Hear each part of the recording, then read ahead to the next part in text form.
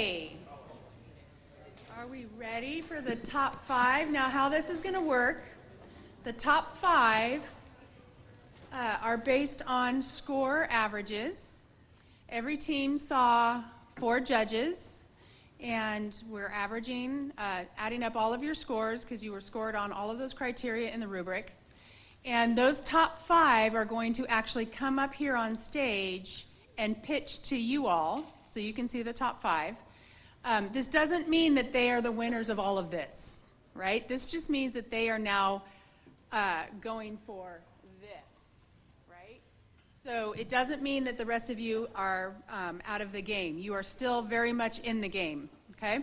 So we're going to call up these 5. You are going to have to bring your device up here to however you need to pitch. So whether it's your Arduino or, and hopefully you didn't take those apart, or your computer, and we'll hook you into the big screen so that you can pitch. Again, it's a 5-minute pitch. We've got some new judges who will judge your presentation, and out of those top 5, we will find our best overall. And then we will go ahead and look at the rest of the categories as well. So are we ready? Okay. So based on the compilation of the scores, based on your total scores calculated from the average of your scores across all judging criteria, the ranking, we will, in no particular order, we have Binary Brothers.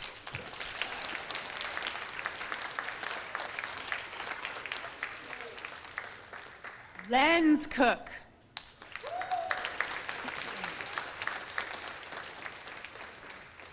Rebenify.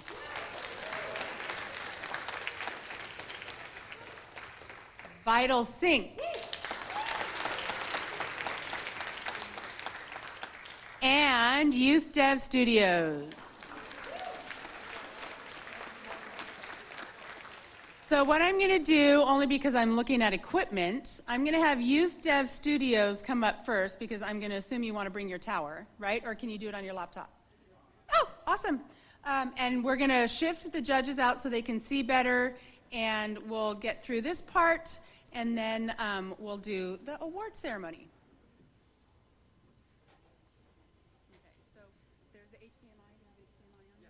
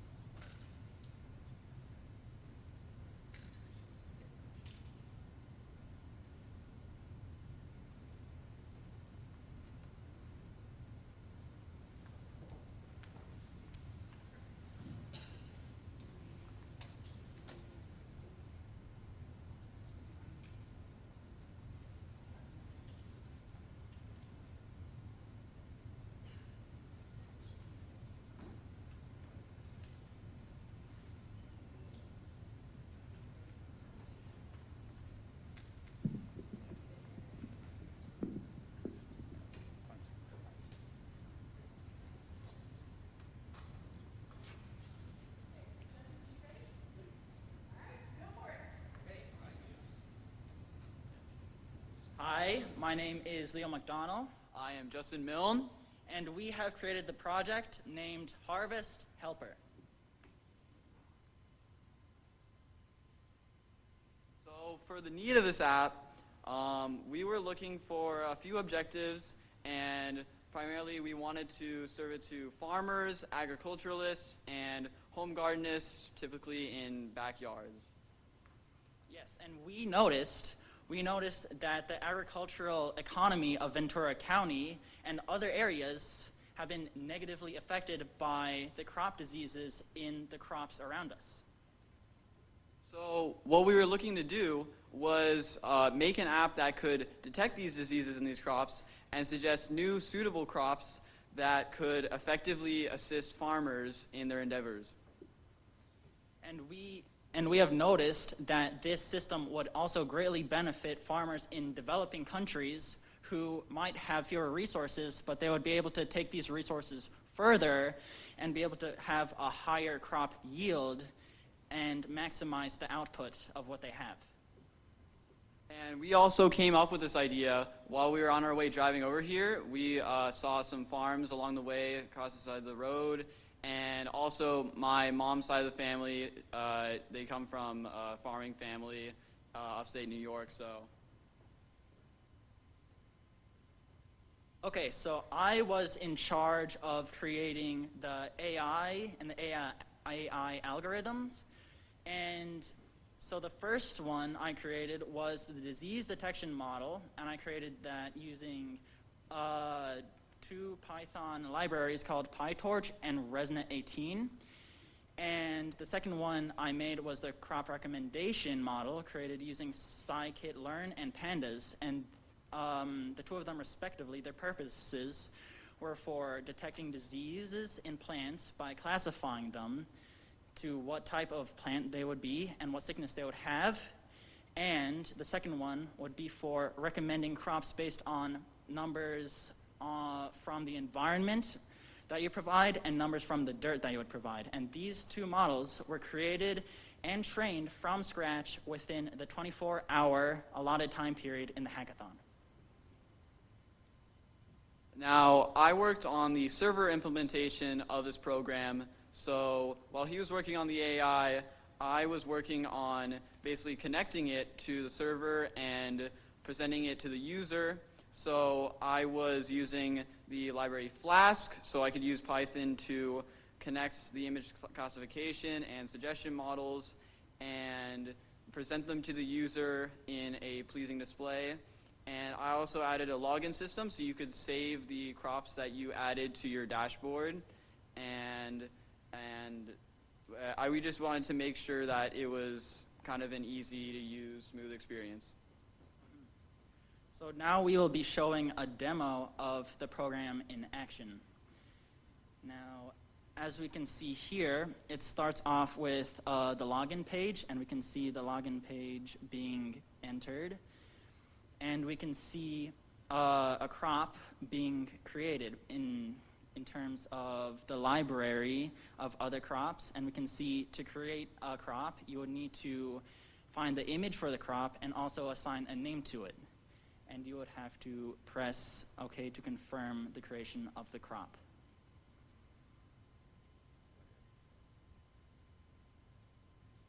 All right, so now you can see that the crop was added, and basically the AI now detects what the crop was and the disease that the crop has, and it's now in a collection that is saved for the next time you visit. And there's also a filter, so you can filter by name if you need extra organization. And now we will be seeing the crop recommendation in work.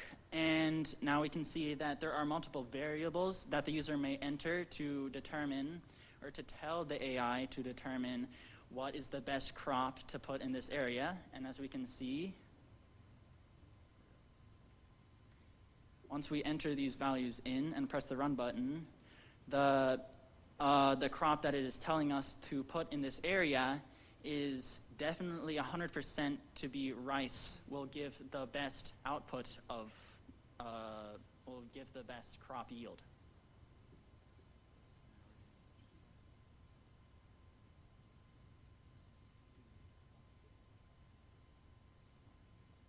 We did want to add some more stuff regarding the models, or personally, I wanted to add some more stuff regarding the models. For example, I wanted to add some more models regarding data sets provided online. I would download them and create more. However, I was not able to add more in time, but I believe what we have now in the demo is good enough to show the capabilities of what we have already, and I'm proud of the demo. Oh, and also I'd like to add that I also wanted to add more social aspects to the app so that farmers could communicate with each other about these diseases and kind of add a more social aspect to it. But like he said, there was a time constraint, and we needed to make sure that the rest of it could function well first. Okay, I think that is all the content we have. Are there any questions in the audience?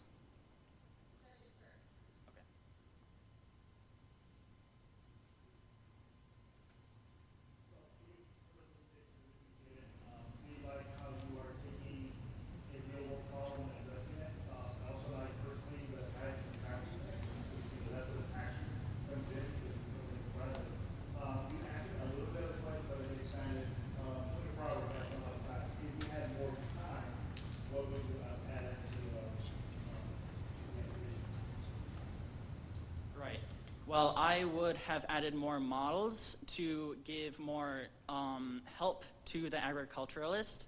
Maybe it would be able to provide image classification on sick fruits or the fruits of the plants, not just the leaves. And it would be able to give more help to the agriculturalists in that way.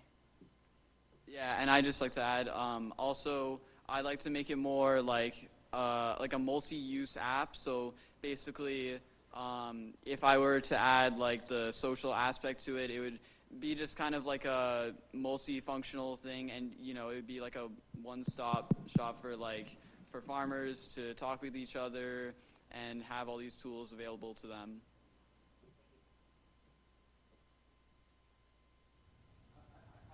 Is it just both of you that worked on this project? Wow, that's really impressive. The fact that you used the data state modeling and you were able to develop a strategy and a good presentation.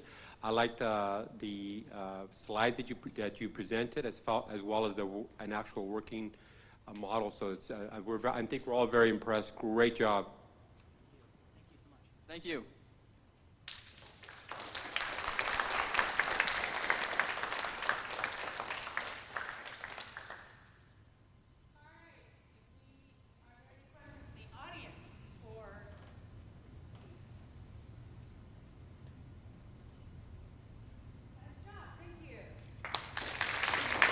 Thank you very much.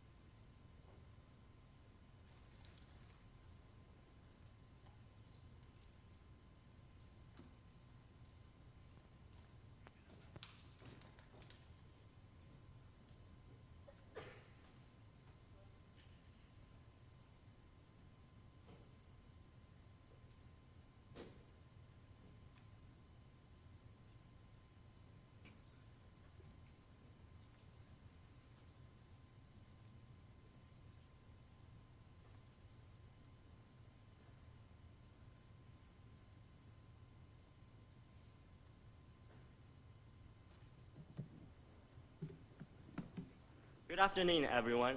My name is Benjamin Chan, and this is my friend, Victor Park. And we are both juniors from Thousand Oaks High School. So today, for the 24-hour challenge that we had for the hackathon, me and my friend Victor, we decided to create the app called Rebinify. Why you would say we wanted to create that name? Well, the reason for this app is that we want to create a simpler way for recycling. Our motto is that we are trying to revolutionize recycling one scan at a time. So in this case, we are trying to create a phone app. Everybody nowadays all has a phone in their pocket. It's the most accessible thing that you have, and now that we're in the age of technology, I guess everyone just needs to have a phone. And one thing that's also really beneficial about having a phone is that it's always with you.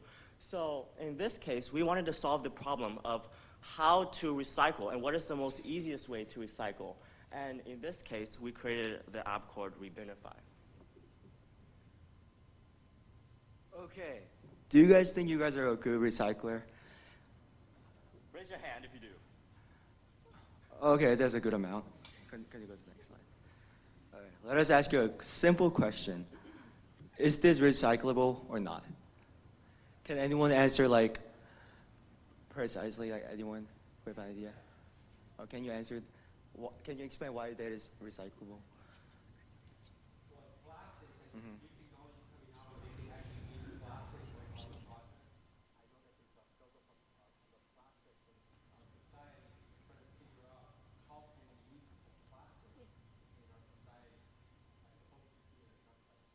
Okay.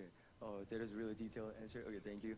Okay, so as you research on it, water bottle caps are not really recyclable, but the bottle of the body is recyclable.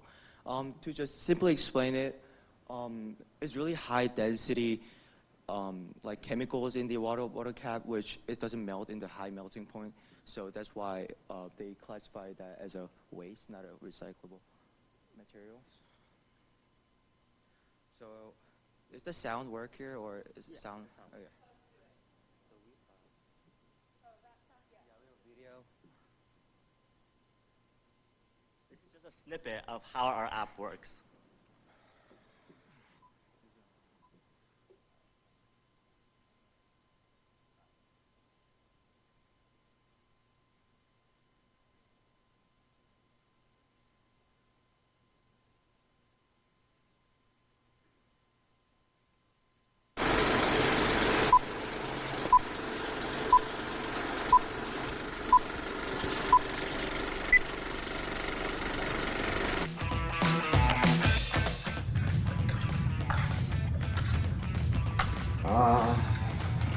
Is it recyclable or not? Wait, did you try this app yet? What are you talking about? It's an app. Recycle things easier. With the app, you can see simple features on how to use the app. Just scan it, recycle it right, and then see your impact. Here is the scanner app. Here is to learn about your scanned items. And the last one is about your positive impact on the earth. For scanner feature, you can click this button to go to the camera. It's connected to the RoboFlow, which you can scan any objects and to know whether it's recyclable or not. For example, this plate is not recyclable. Our app also works on many other items, such as a coffee cup lid or plastic spoons.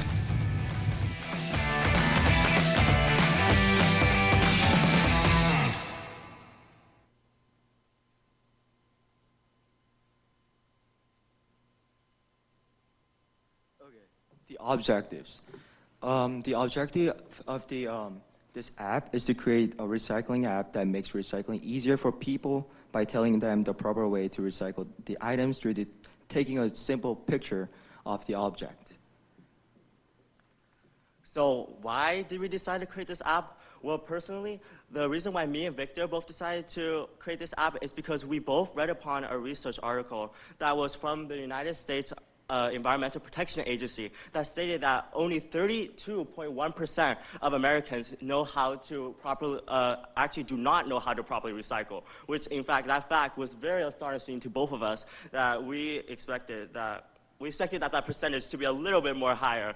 And also, we also found out that consumers they typically don't spend enough time thinking about how to dispose of their waste. Yet knowing which items are recyclable is critical.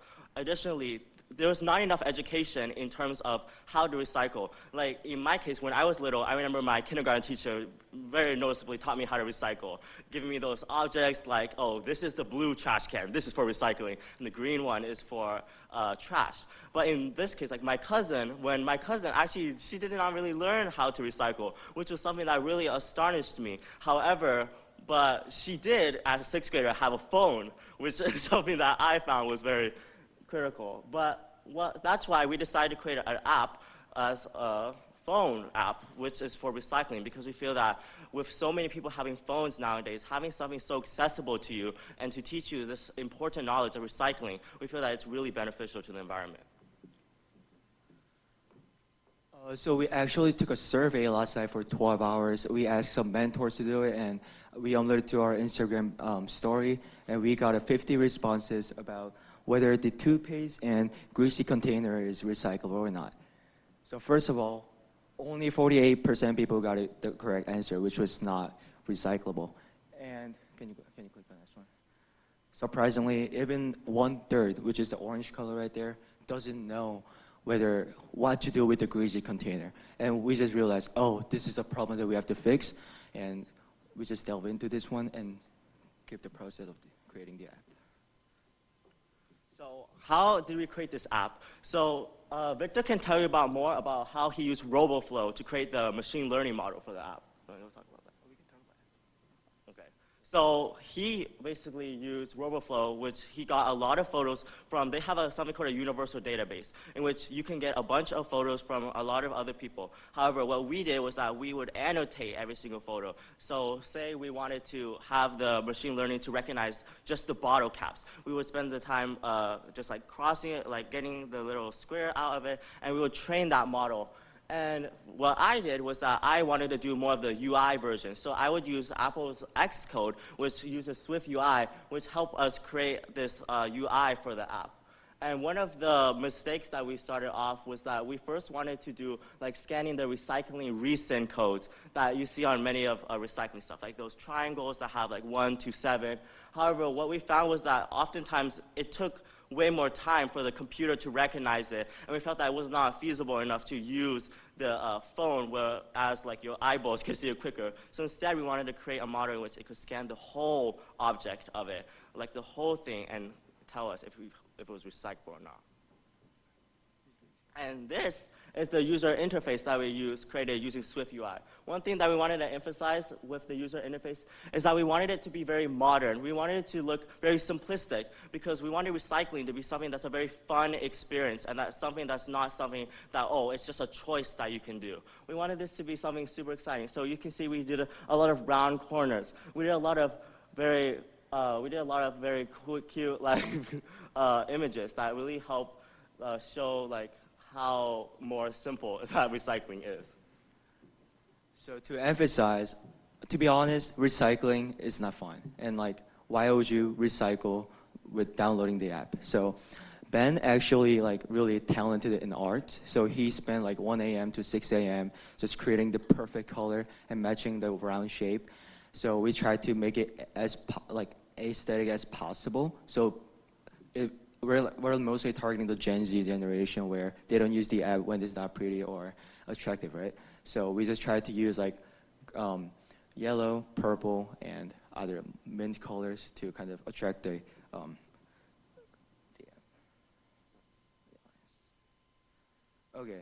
audiences.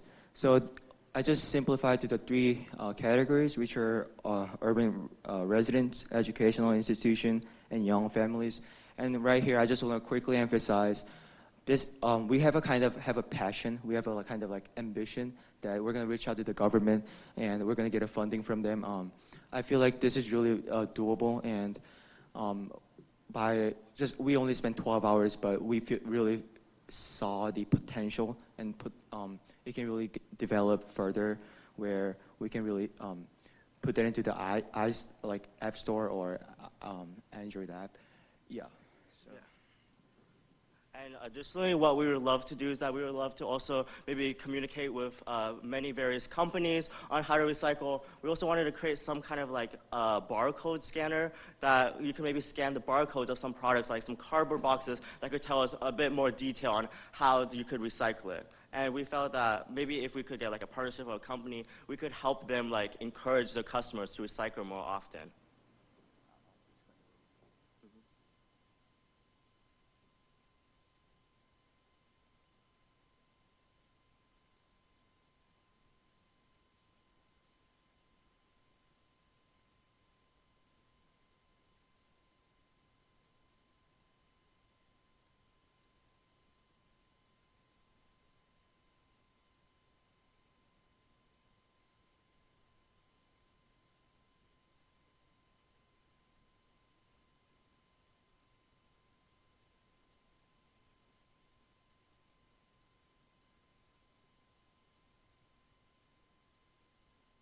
So briefly explain what RoboFlow does is a machine learning system where I was like researching like yesterday in the morning before I come to Hackathon, say I want to use the like something utilizing AI and how I can implement the machine learning, and I found this app. And for the 12 hours, I gathered 733 photos, including the Coke, toothpaste, coffee lid, and like the water bottle and water cap. So as you can see here, when I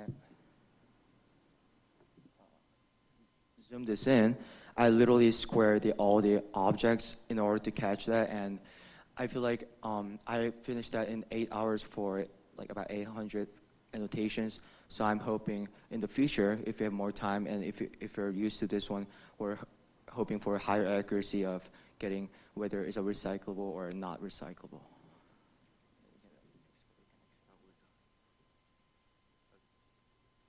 And basically, that is our project and how we created our app called Rebinify. That simplifies recycling for everybody. Is there any questions that anyone has? Yes. So the data that you brought, what? Oh. Sorry, my name is Mike, so I thought she was talking to me. The data that you brought in, you've got a Coke can. Yes. What if somebody scanned a Pepsi can? Does it recognize that, or is that, I mean, you only had 24 hours, I get that, yes. But you want to take this to the next level.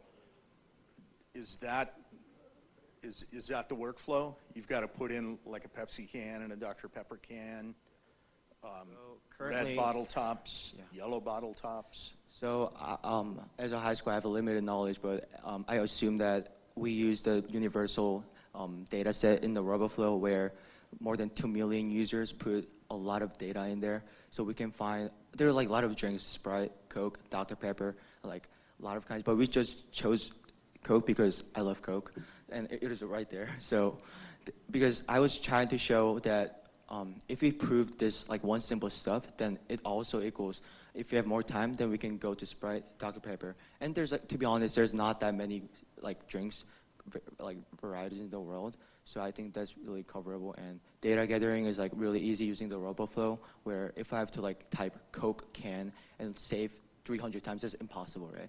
So, but the RoboFlow has 300 photos for just only for Coke from other like different countries, China, like India, United States, Canada. So when you like, I was kind of found interesting, like there's every kind of different shape of the Coke, and yeah. I just wanted to comment that I thought it was very well done, and in particularly you mentioned the challenges, and you also mentioned, I like the fact that you're using machine learning and you had to train the model. It's a very modern technology that we're all going to be dealing with in the future. So the fact that you're learning this in high school is just so impressive. I also like the fact that you saw a future for this in terms of how to develop it, and I would encourage you to actually reach out to E.J. Harrison and ask them for a grant just for research and see what they will. I'm sure they'll support it. So you're onto something. And yeah, and also the fact that you recognize, you're absolutely right. Your Gen Z population, everybody has a cell phone. The fact that they can scan and figure out, okay, you know, is this product recyclable? The feature that I would like to see added would be maybe to get a score or credit points, so as they recycle more and more products. Hey, look at I'm a rated XYZ. I saved, this much of the planet today. Anyway, Yes, great job. That is something that we did implement. We have many tabs on the bottom. Like, for instance, we had a Learn tab, which would describe, like, it had a catalog of different types of recycled materials and teaching you like how to recycle it. For instance, like a water bottle, you would want to rinse it out first. You would want to take off the cap and crush it and crump it down so it's easier to recycle.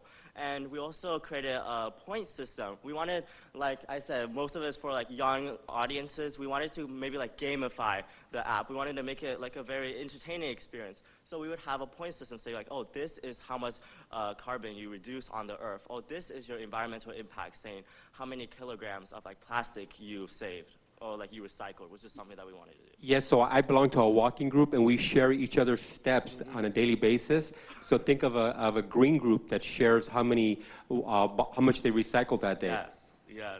Good idea. Gamifying it. Thank you.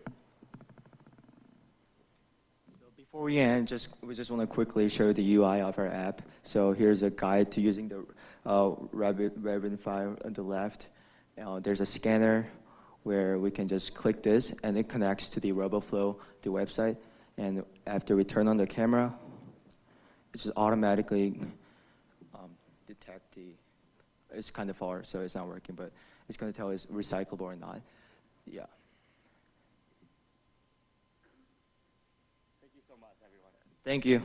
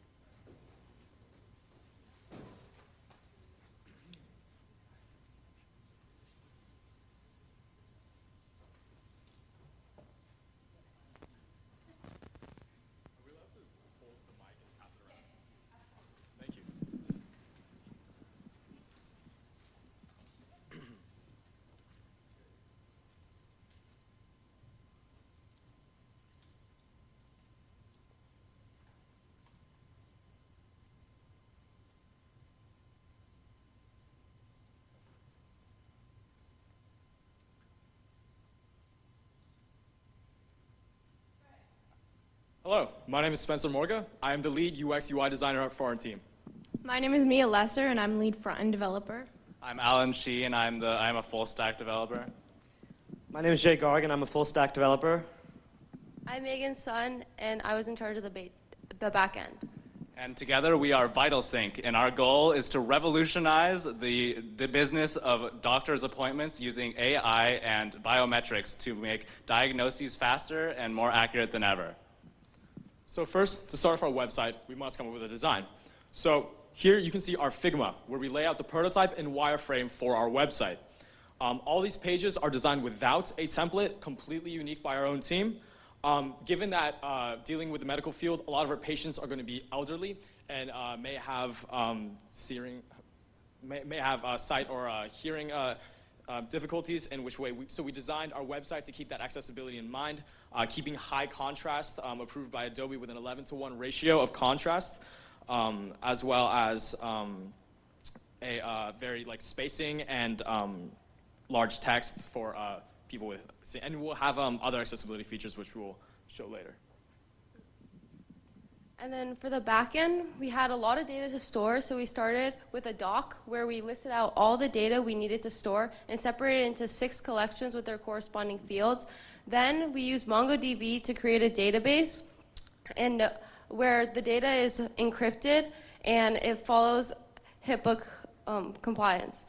And then we also used Node.js to do the queries. And then we used the code. We coded all the necessary requests in VS Code, and then we used Postman to test and list out all our routes. So So it makes sure that it would work, like each route would work, and also so the front-end developers can see what the available functions are.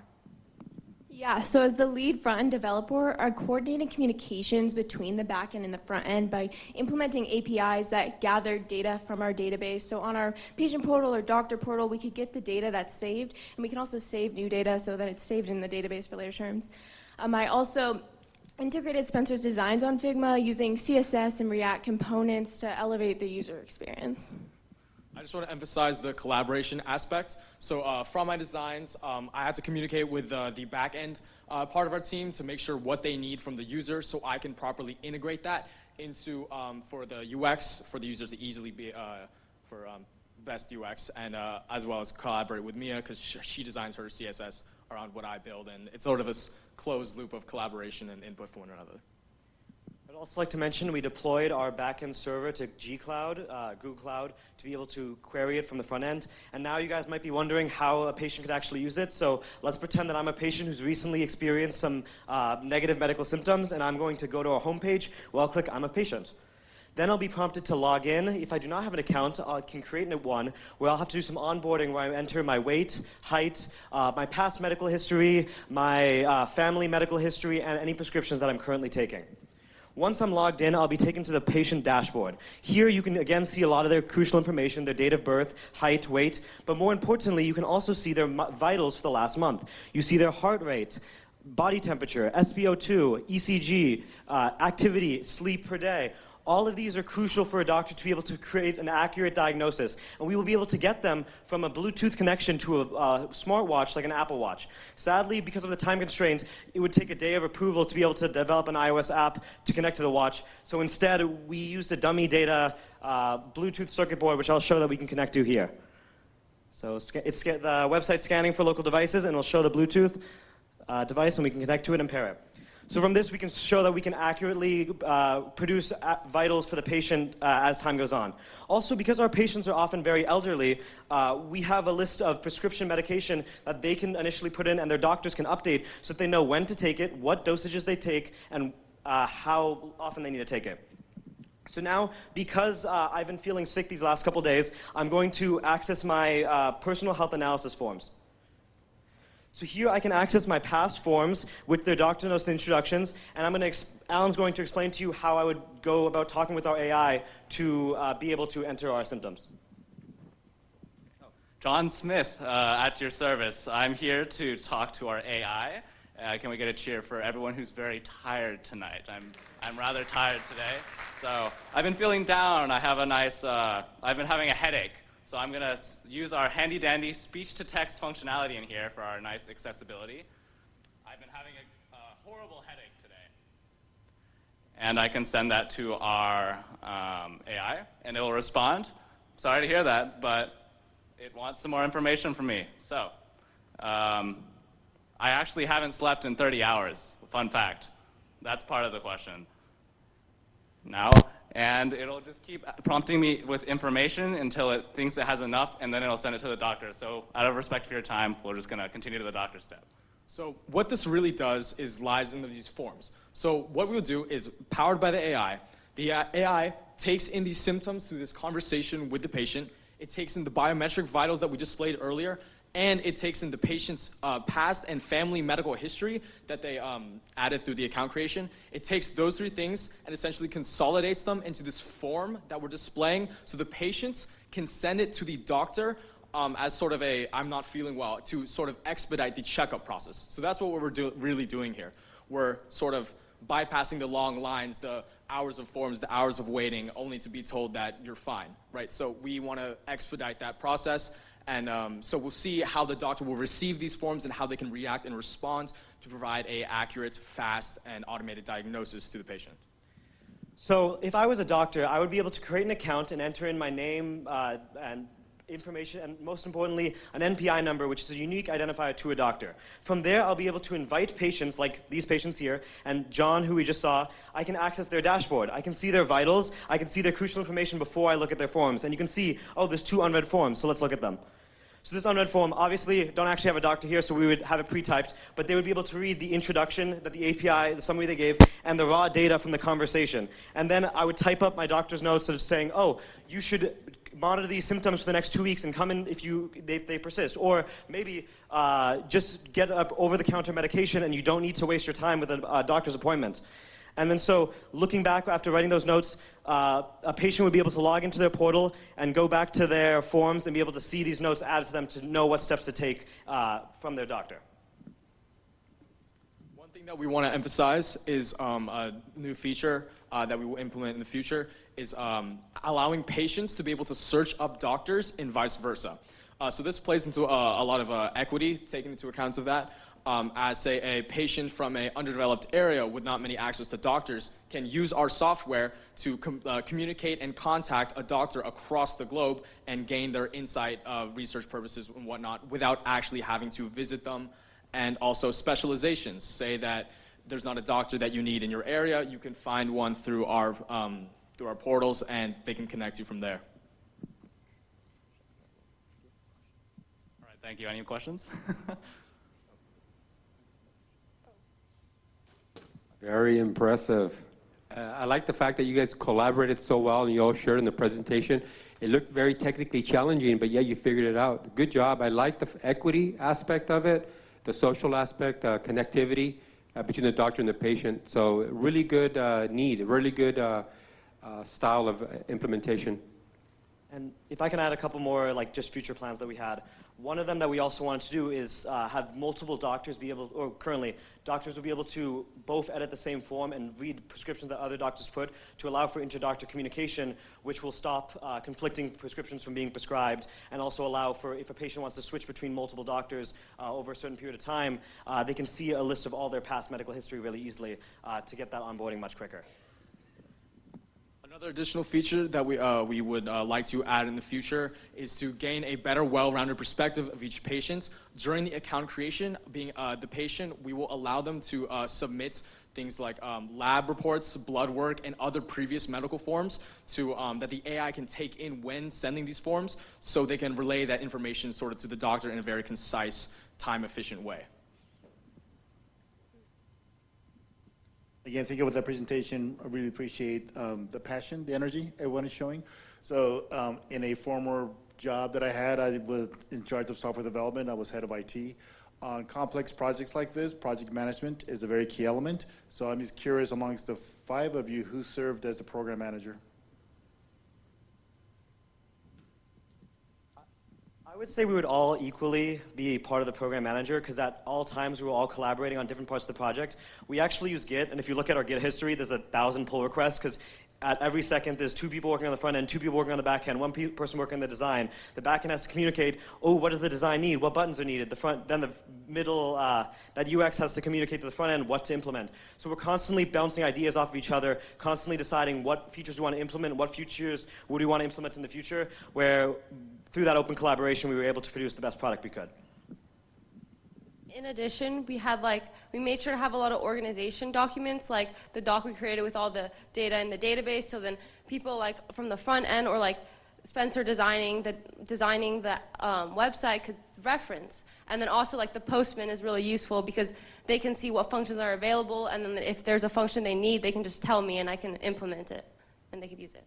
So communication was open and consistent? Yeah. Awesome. Very, very important. Thank you for sharing. You guys used a boatload of platforms that are all sort of integrated. Somebody worked on one piece. I think I counted 5, and then you mentioned CSS. So who, and maybe to piggyback, but how did you make sure that all of those things were working coherently?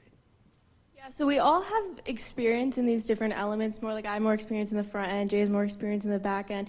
And so we were able to like master our own elements and then work together to figure out any errors or conflicts that appeared within it. Yeah, to be honest, until the last couple hours, everything was kind of out of whack and nothing was working. But we did coordinate at the end. We got all our pull requests together because we have Git, so we can all like copy the code to our own machines and then make sure it works with our individual components, and then just hand it off to the next person and then see if it works with theirs too. So nobody slept for the last 30 hours? I didn't. Not many. Maybe 5 hours of sleep distributed between all of us. Probably 2 grams Less. of caffeine.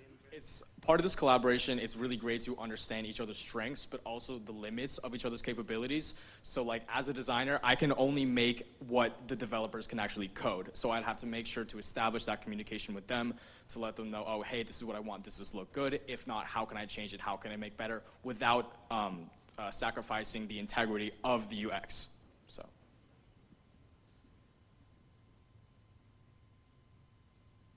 Thank you.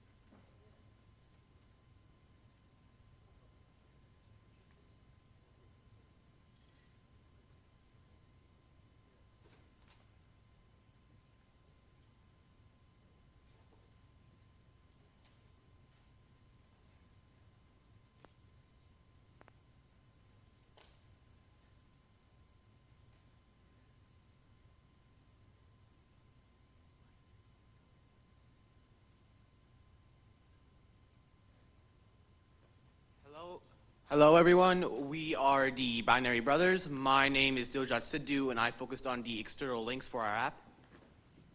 My name is Samai Kala and I helped integrate the API into the code. My name is Siddharth Arun. I worked with combining the APIs into hard coding into our program, and I also worked with our UI. My name is Pinar Bijith, and I combined all the code and made it so it's a functional app. Mental health is a growing concern throughout the globe. In fact, the CDC estimated that in 2021, every 11 minutes, one person would be lost to suicide. This sparked an investigation to see what were the main causes and how we could potentially end the crisis. This led us to today with our prototype of our iOS application, Calm Connect. So what is Calm Connect? Well, Calm Connect is a React Native app that allows people who are having mental health issues to find people who have experienced the same thing and connect with them and potentially get over them. It also provides enough resources for people with mental health issues in order to help them get over it. For example, we can log into our app. Oh, wait, this is the wrong one.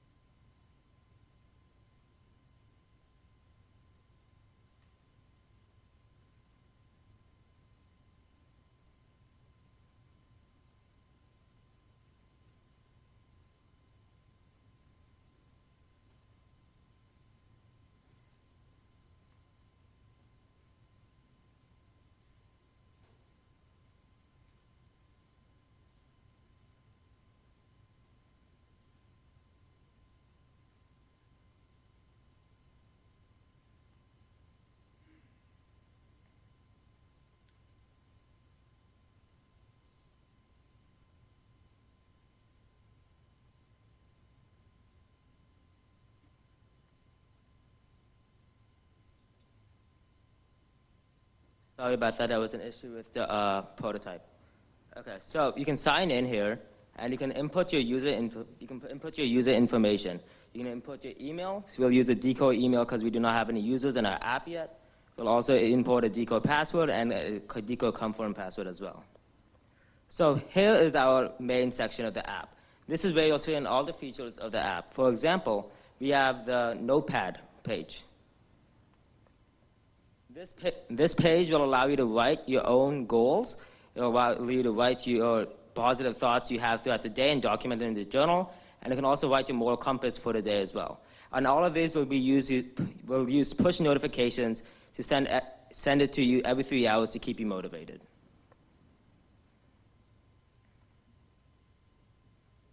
Okay, so probably our most important feature of this app is the quiz portion, followed by the friend finding portion.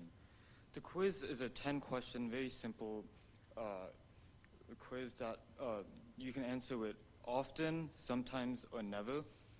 And it helps us find your mental health state. And after you finish the quiz, depending on your results, we can link you to other people who have the same mental health issues or problems as you. So, as you can see, there's some names there. Since we're the only ones using the app, we just put our names. And so, since this application is supposed to be on an iPhone device, we cannot pair our iPhone device to the projectors, so we converted it into a computer. But on an iPhone device, pressing a button would be able to send a SMS text message with the SMS messaging API. Okay, so now let's talk about the Help Near You section. This section utilizes the Google Maps API. Using this, we're able to find therapists, psychologists, and rehab centers near us. As you can see here, we're able to click it and it'll take us to Google Maps, and it shows us, or it's supposed to show us, therapists that are near us. Normally, it normally works smoother on iPhone as it works for iOS, but yeah.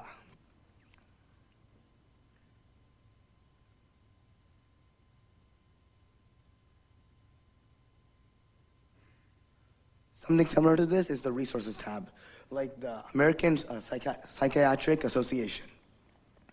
In this, you can see how people affected by mental illnesses learn how to survive their illnesses and learn how to survive with their illnesses and get better and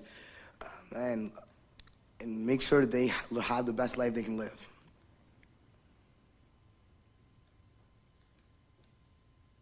So with mental health, the idea of anonymity with regards to mental health is a very major factor in the development of this app. For example, I don't think most people would actually want to reveal their mental health to an app and to reveal it out to the world. So we have the anonymous tip forms to compensate for this. For example, we have Mental Treat, which is basically a form that allows you to submit to psychiatrists and therapists anonymously, so you can maintain your anonymity and also get help at the same time. Then we also have drug-related anonymous forms such as narcotics and alcohols in order to get over that while preserving your identity. Last but not least, we have mental health resources. We have meditation. Meditation has been proven to be an effective use to release negative emotions and to be an overall healthier person. So for example, a 10-minute meditation is a beginner meditation, while the other two are more advanced and are better, in my opinion, as well.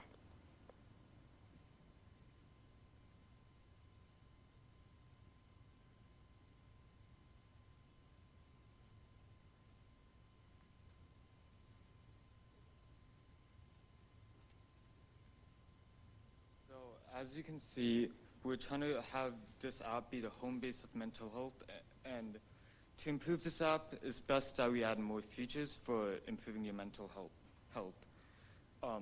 We can do this by...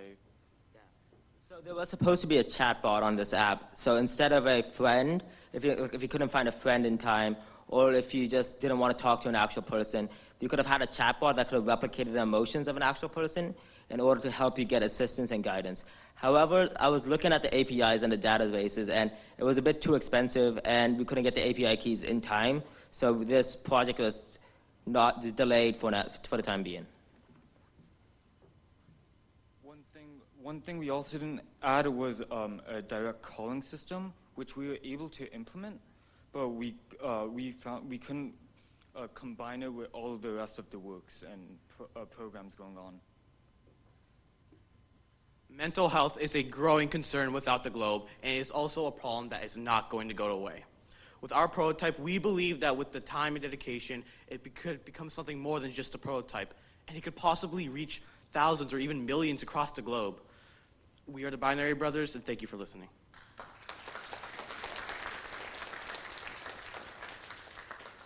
And any questions? Good job, guys. Curious to know what attracted you to this particular topic. Okay, so I don't know if most people know this, but around 3 months ago in the neighborhood high school, someone actually around my age committed suicide in the high school, and I thought that suicide was a distant issue, that it wasn't like going to impact my life, but then it certainly struck so close, and then I kind of felt a bit like heartbroken because I couldn't do anything about it. So I tried to create this app, so even if it saves 1 or 2 lives, like, I'll be forever grateful.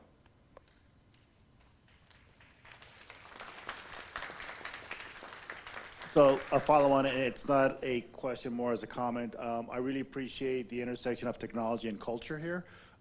In our culture, in general, in our society, I guess technology and society is a better way to put it. Mental health sometimes is seen as a stigma, and the fact that you are taking an approach to attack a stigma with technology is fantastic. It's going to help get rid of that stigma and see this more as just another situation just needs a solution, whether it's a medical solution or medical solution tied with a technology approach.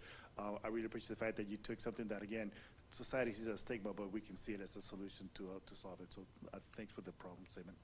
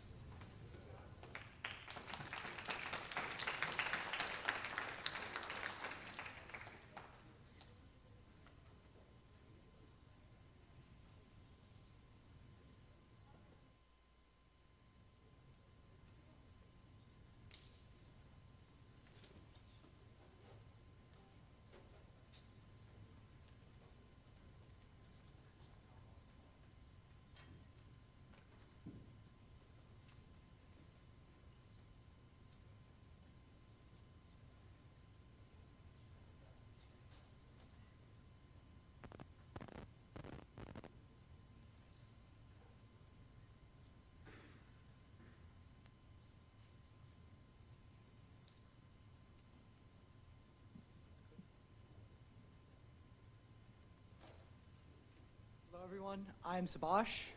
I'm Jason and I worked on the back end with Subash. I'm Shravan and I worked on the front end. I'm Kamal and I worked on front end with Shravan and also helped with back end.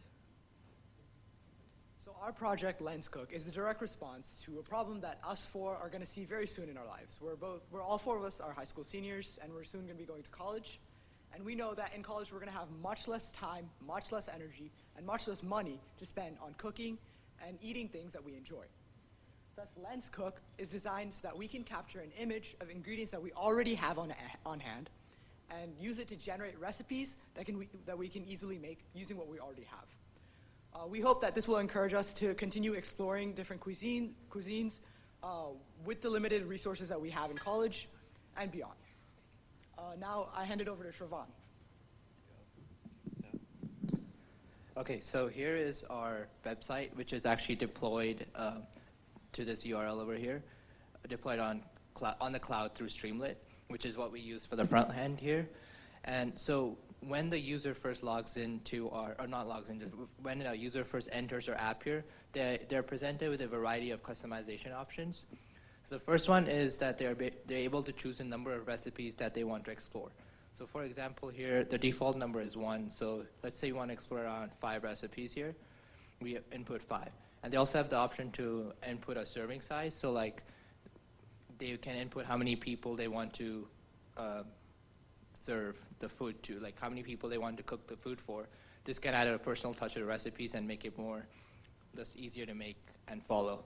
And here, and lastly, there's a couple other customization options here, such as dish types like breakfast, lunch, dinner, cook times, like how much time does the user want to spend cooking their food, and also their budget that they have, like do they want like a cheap budget or expensive budget, and obviously the dietary restrictions, and also some common allergens that the user can choose from if they want to factor those out from the provided recipes. And next here we have 2 options here that the user can use to take the picture of the ingredients that they have or are willing to use to cook. So now here on a laptop, you can either use a camera to take the image or upload an image here. So right now with us during this hackathon, we did not bring raw ingredients with us. So we tried using ingredient pictures from the internet and parsed it through our model here, but we found out that internet images don't work well with our model. And we found out that images that are taken live in person work really well with our model. So here we're going to demonstrate our app. Like one great factor for our app is that it's responsive and it works across various devices, such as cell phones. And are you in? Just give us 1 second.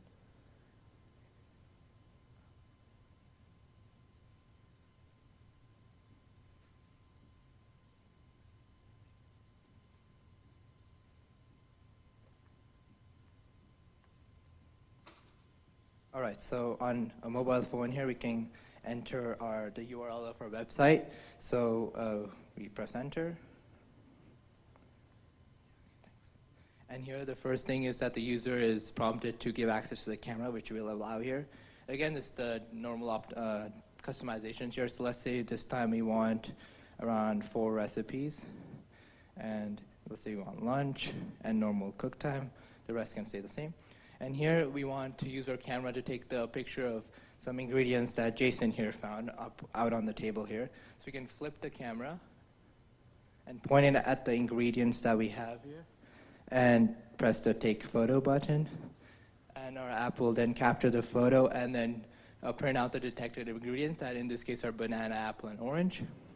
And then the user also has the additional option to modify the detected ingredients in case our model detects it wrong or the user wants to add additional ingredients. So if the user clicks yes, the user is then given a text box in which the user can then edit the ingredients list. So in this case, we want to keep it the same, so you can move on. And in the beginning, we said we wanted 4 recipes. And as we scroll down, you can see there's 4 recipe recommendations that our app provided here. The first one is baked cinnamon apple slices. And you can see it also provides image of the dish just for a reference of the user. And then it does that for every dish along with the steps to create the dish and a short summary of how the dish works. Now I'll pass it on to Jason to explain how the back end works. Right, so about the back end, there's really 2 things going on in the background here, so 2 parts. So the first part is what Shravan showed in the beginning, which is getting the ingredients from the actual image. And that was shown when Shravan took a picture of the apple, orange, and banana, and then our app was able to identify those. So the way in which we do that is we first tried it around for a couple of models. We tried using RoboFlow. We tried using what was it, Hugging Face, and we even tried using data sets to create our own model. But in the end, we landed on the Google Cloud Vision API because that worked better for the images that we were going for. And a problem that we ran into was that other models would simply classify finished meals, such as like burgers, instead of the actual ingredients, which was what we wanted. So we landed on Google Vision API for the identifying ingredients part, and then the second part would be to take those ingredients and to convert them into actual recipes. And the API we decided to use for that was Spoonacular, and that is an API that basically takes the ingredients that we send, and it is able to use the recipes in its database to find just the recipes that include the ingredients that we send to it. So you can see there's a lot of front-end to back-end communication. So for example, selecting all of these types and selecting all of these recipes, and then you have to communicate that back to the back-end to determine how many recipes to determine, and then sending that recipe information back to the front end. Yeah, and then that's it. I'm gonna pass it back off to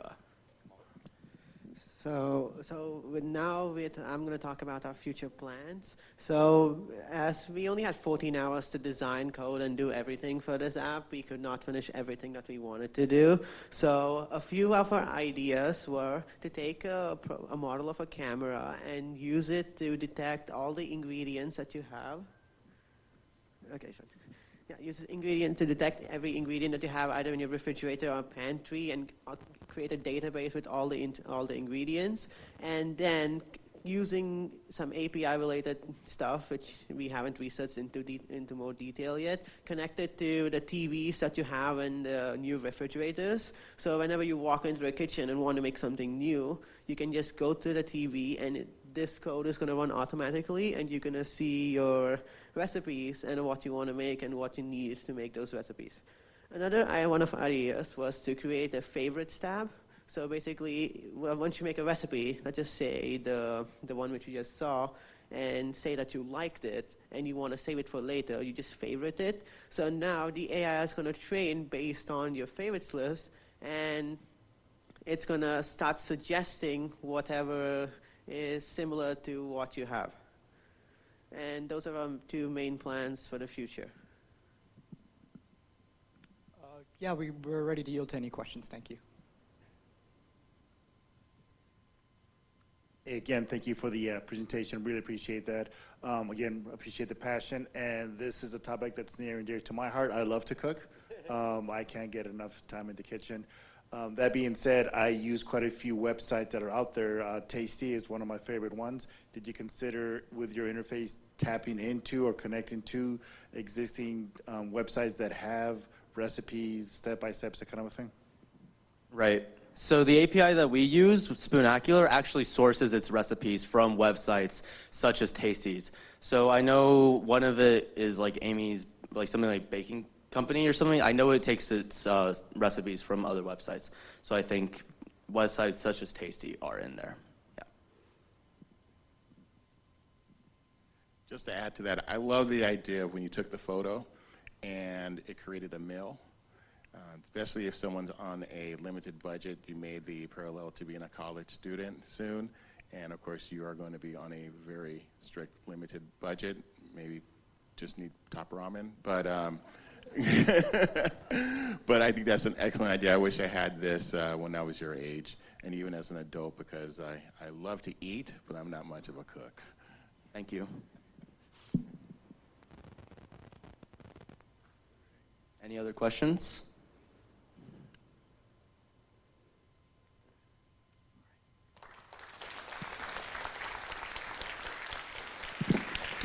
Thank you.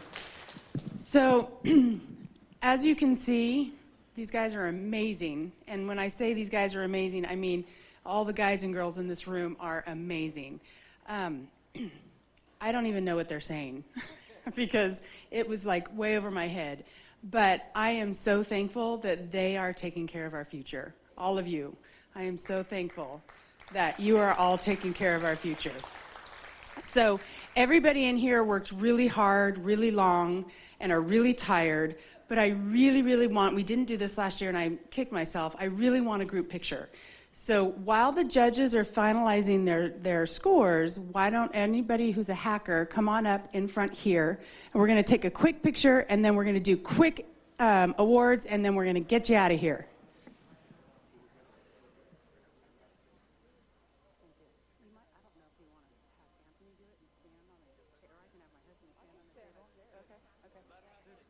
Huh? Oh, sorry. No, okay.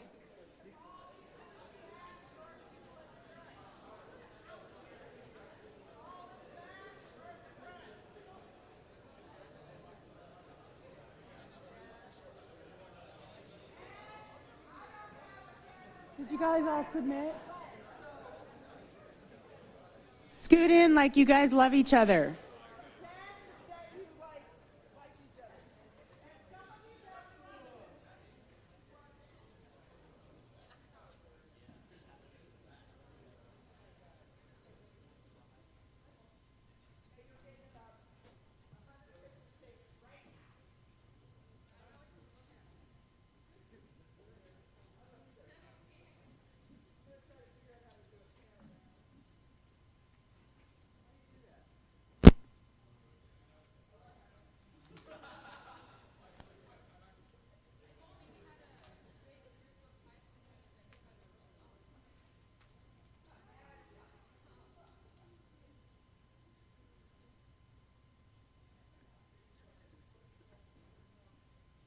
Right.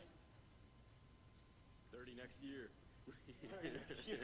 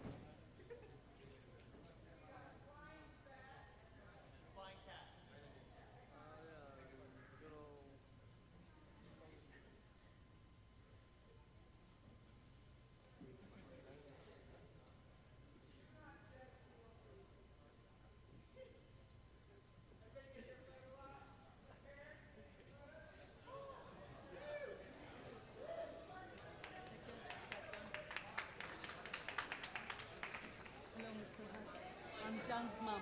Okay. Yeah. How they doing? Good. Good.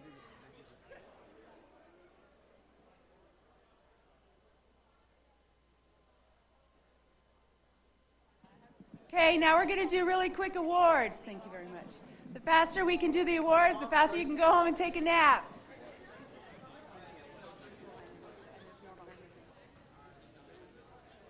John's awesome. Thank you.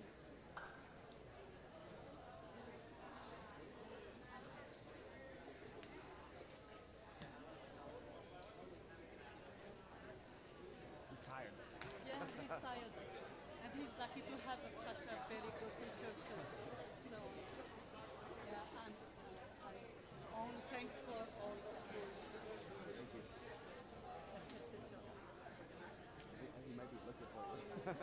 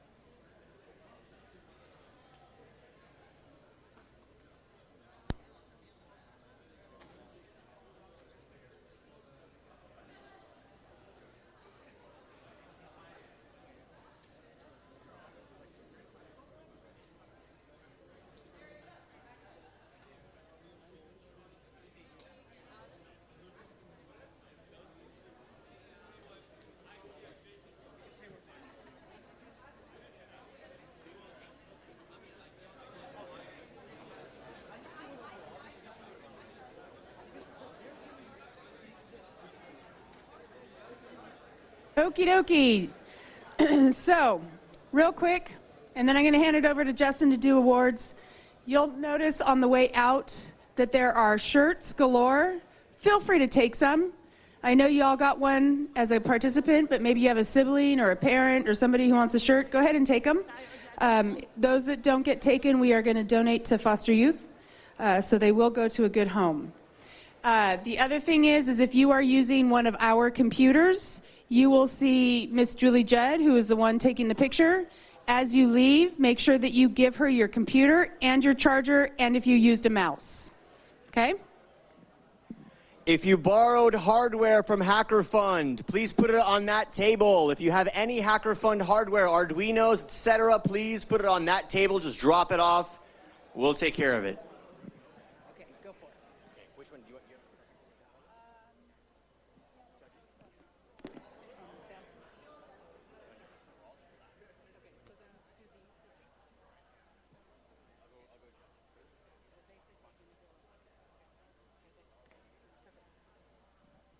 Alrighty, squad hackers. It is that time. Clap once if you can hear me. Clap twice. 3 times. I want to give you all a very special expression of my gratitude that you have attended this hackathon. If we could see further, this is an Isaac Newton quote, if we could see further, it's by standing on the shoulders of giants. We got to stand on your shoulders this weekend. Because of the projects that you built, you are the giants. You came here as high school students and you're leaving as inventors, every single one of you. So give yourselves a round of applause. And now the moment y'all have been waiting for. We're gonna start off with the judges' prize. Drum roll, please. Drum roll, please. Hit the tables. Drum roll, please. Judge's choice goes to Quantum Leap. The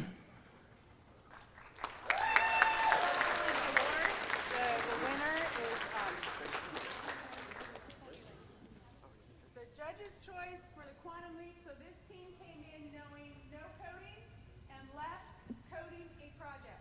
They made the largest growth and learning, and that would be our Candy. Woo! Get on up here, Candy.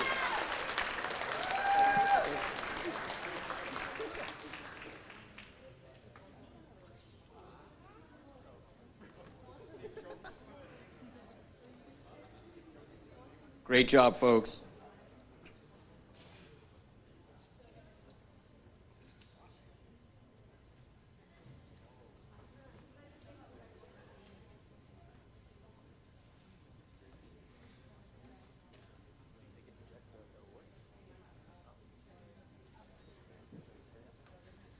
Alrighty, one more applause for Candy Lane. Lovers, Candy Lovers. All right, the next prize is my personal favorite. Best use of hardware. Drum roll, please. And the winner is DSCLR My. Get on up here, folks, and claim your prize.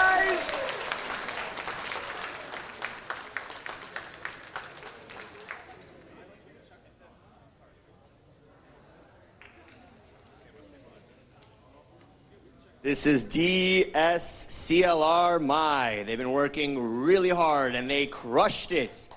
And for everyone else who was an enthusiast of hardware, if you attended the Hacker Bats workshop with Arduino, every person who attended that workshop will be getting some hardware and some stickers from Hacker Fund. So at the end of the hackathon, come find us. All right, and the next winner, we're gonna give the prize Tech for Good. Drum roll, please. And the winner is Binary Brothers. That's right, Binary Brothers.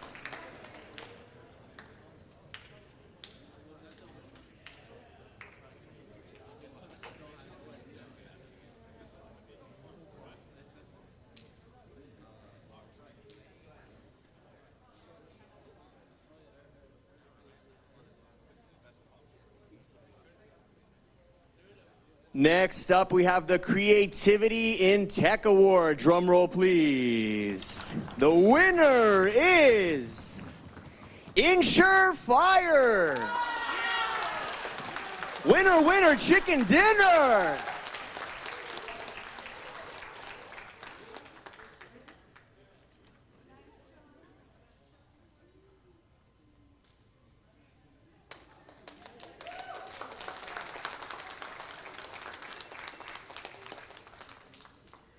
The next award is for social impact. Hacker Fund, we're a 501c3 nonprofit, and we inspire the next generation of inventors to save the world. And I'm particularly excited about giving the Social Impact Award to, drumroll please, Nerd Emojis. Come on up.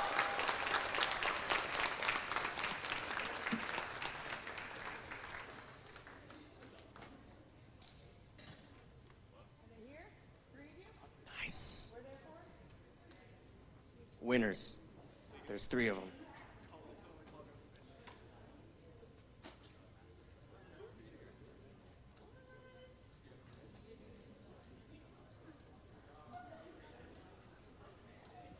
Next up, we have the Health and Wellness Prize.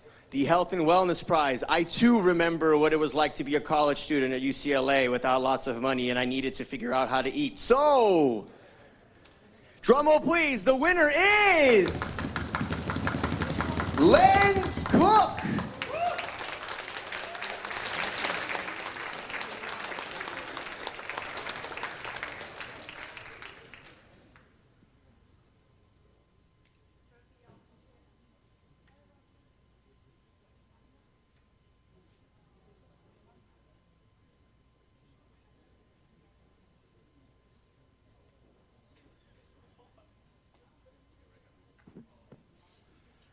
Alrighty, squad, the next winner is for environmental sustainability.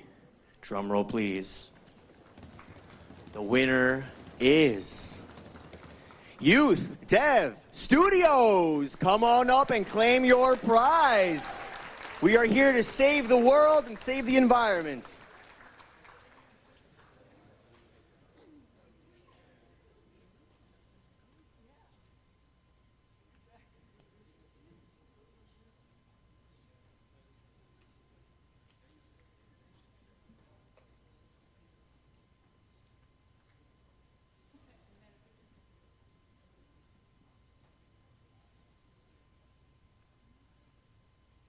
We are at an educational event. So next up, we're going to talk about the Education Technology Award. Drum roll, please. The winner is Rebenify.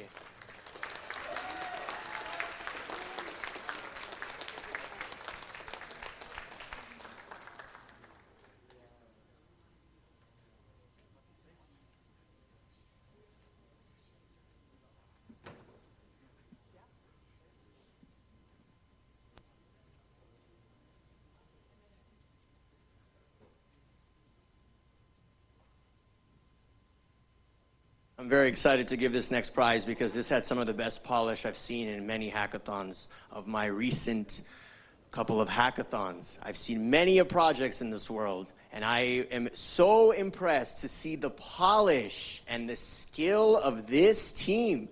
The judges have chosen the top overall winner of Hackathon by the Sea 2024 is, drum roll please, Vital Sync! The polish on this project. These are the students that will get hired. These are the students that will start a company. Look at the polish of this team. Vital Sync. Somebody get this team a grant.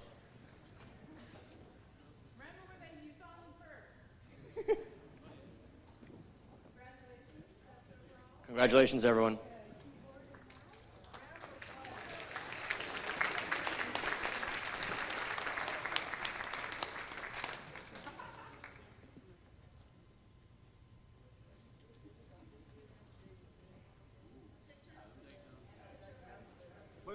Family first, family first. We got it.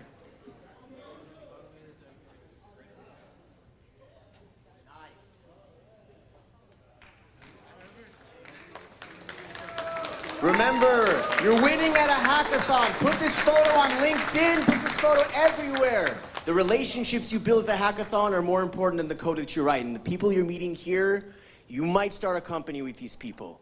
So remember this, you are at a hackathon. If it was your first hackathon, give yourselves a round of applause.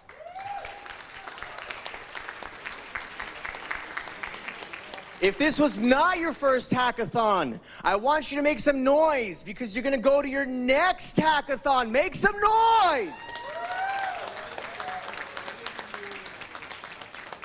Folks, HackerFund has been with Ventura County and the amazing administrators that are here. Parents, I want you to look at your kids and see how excited they are when they come home and to see what they built. I want you to take a look at their portfolios. I want you to get invested in their invention education. The United States Patent and Trademark Office is trademarks and patents, and every single human that walks out of this hackathon is an inventor that can have a patent, that can have a trademark. So I'm really excited that every single person here has dedicated their times to be a hacker. So for those of you who have hacked, we salute you. Have a safe drive home. Thank you for coming to Hackathon by the Sea 2024. Turn in your computers, please, and thank you, mentors and judges. We could not do this without you. And parents, thank you, thank you.